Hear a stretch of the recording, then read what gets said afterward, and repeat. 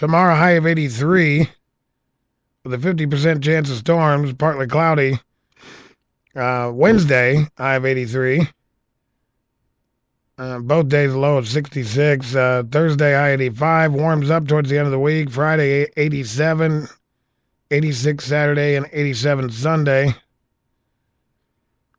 Partly cloudy all those days.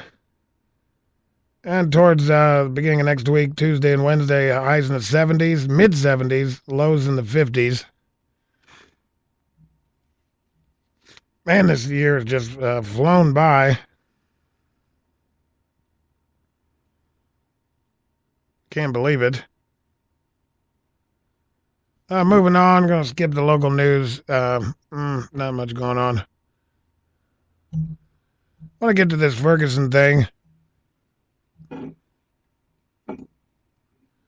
More and more information trickling out, ladies and gentlemen.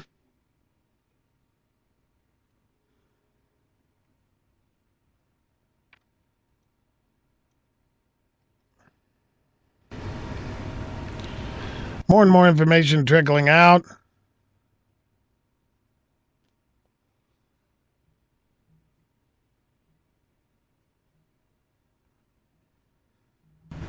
More violence. More looting. I've said it before, these people are animals. And should be dealt with as such. I'm sorry. There are certain universal truths that cannot be ignored. Don't get me wrong. I wholeheartedly support a full investigation. I wholeheartedly support the truth, finding the truth.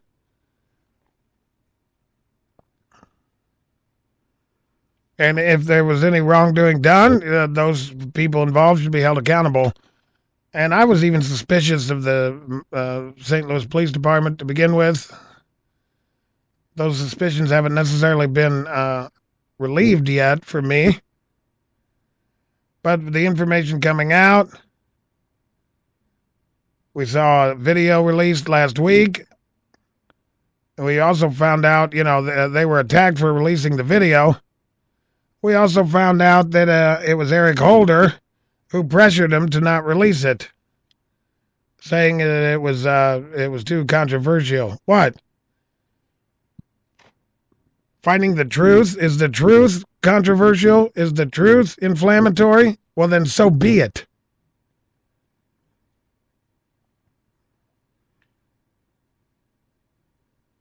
The animals are going to get mad because, the American people see the truth that the dead teenager wasn't a saintly high school student on his way to college, that he was a thug, strong-arming and robbing a convenience store, which speaks to his character. It speaks to his mental state of that day. Whenever information comes out, the race baiters, the professional agitators, the community organizers, which, by the way, Eric Holder is personally on his way to Missouri. That's great.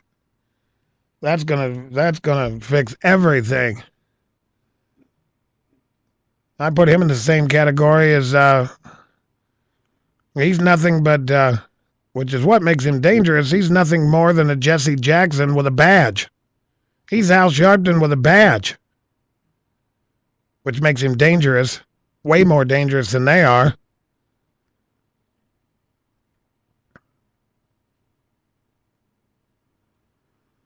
And I've heard a lot of commentary on it. Here was some of the better commentary I've heard from the Five tonight.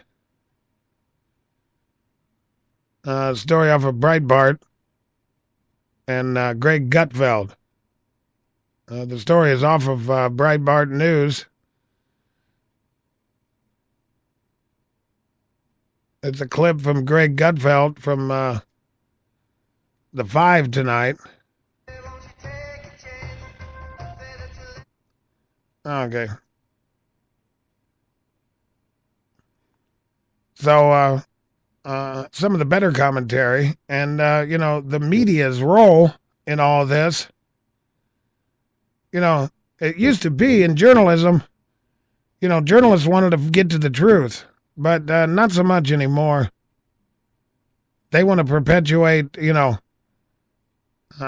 whatever narrative their political ideology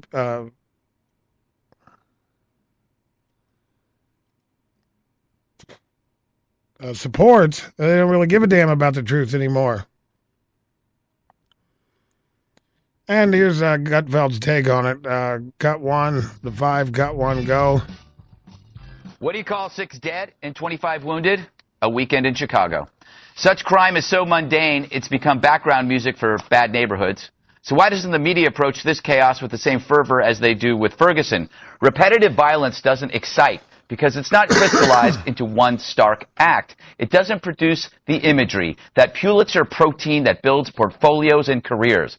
Also, a reporter only needs to hoof it to Ferguson for a week. You want to tackle bigger violence, that's full time. The incidents are too frequent and the cops are too sympathetic, and that's pretty boring.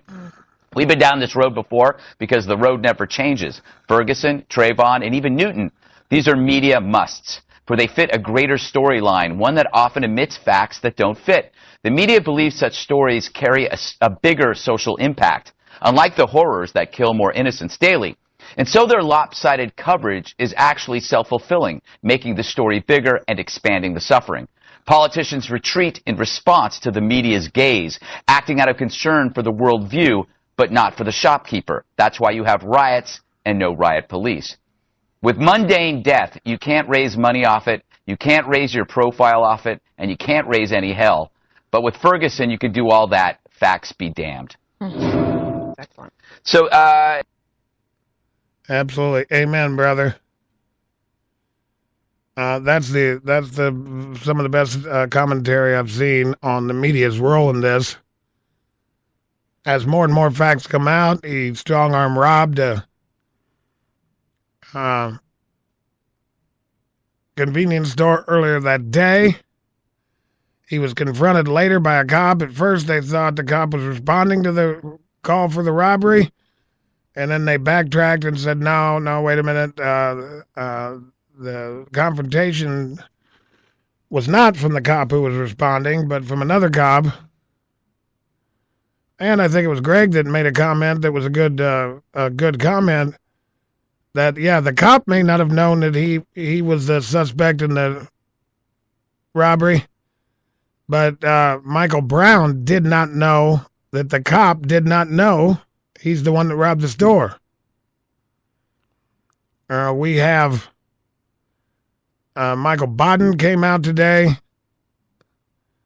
The autopsy report came out. He was shot 6 times, all in the front, none in the back. Like the early report said.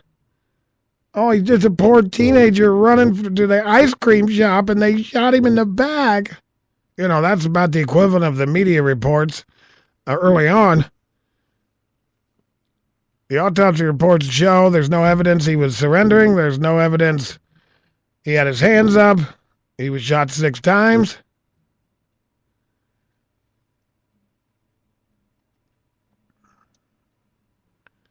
I did see one report. I've been waiting for the toxicology report to come out because I think he was high on something. If he wasn't high on something that was making him aggressive, then he was just flat out an aggressive guy.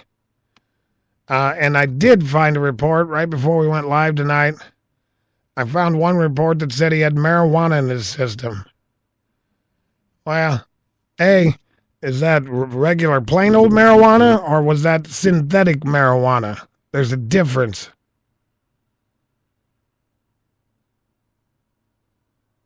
And I find it hard to believe that he wasn't high on something else. That it took 6 rounds to bring him down. My evaluation of the autopsy report, he was charging the cop. The cop opened up because that's a big boy. They like to show pictures of him when they're 12 or 14 years old like they did with Trayvon Martin. And then the real reporters, which is, people like you and I, start searching Facebook and places. Then we find the real pictures of who the guy really is. I've never seen anything so despicable as the Trayvon Martin case, where they showed for months, all they showed was pictures of him when he was 13 years old. They didn't get away with it this time. They tried.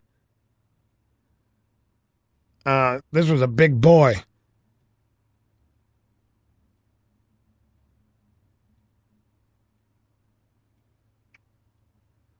He turned to charge the cop, and a 300-pound guy, I don't give a damn whether he is armed or not. 300-pound guy snap you like a twig if you're not a big boy like he is.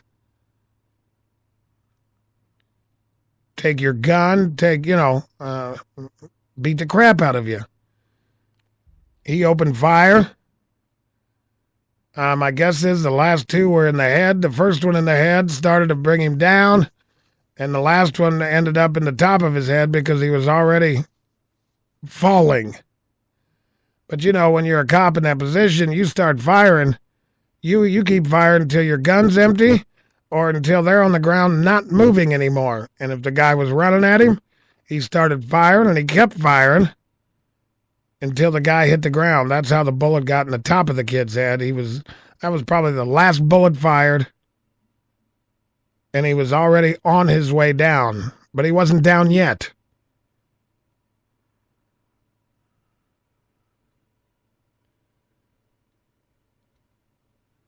We have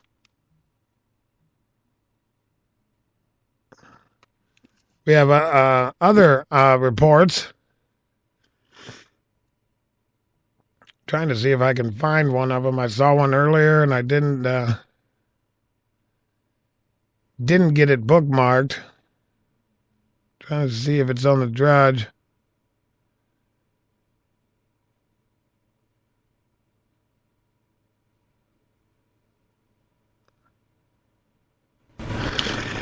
Yeah, no, it's not.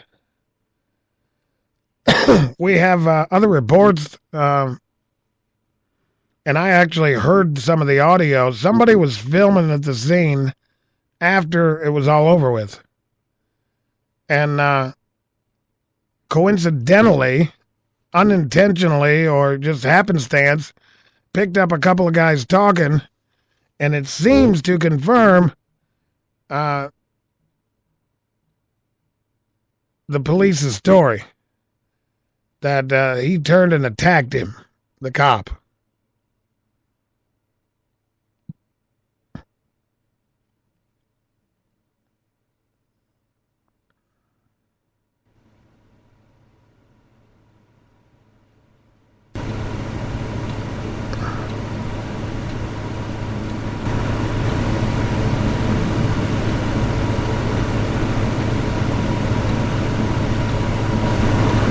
Of course, it doesn't help. We have the president. I understand the anger arising from Michael Brown's death. I don't get it. How do you understand that?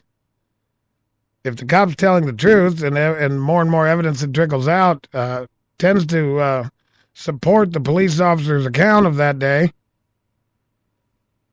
then how do you understand the anger? Okay, maybe you understand the anger, but does that mean you agree with the anger? Because that's really what he's saying. Saying he agrees with it. At least that's what it sounds like to me.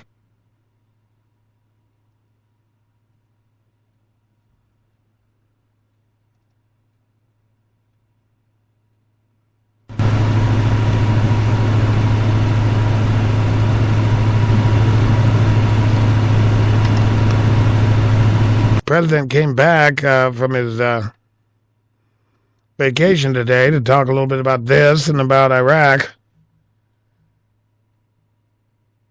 I understand the passion and the anger arising over the death of Michael Brown, Obama said, but that is no excuse for looting and excessive force by police. No excuse for looting or excessive force by police. Well, for the past 2 nights, the police have been fired upon.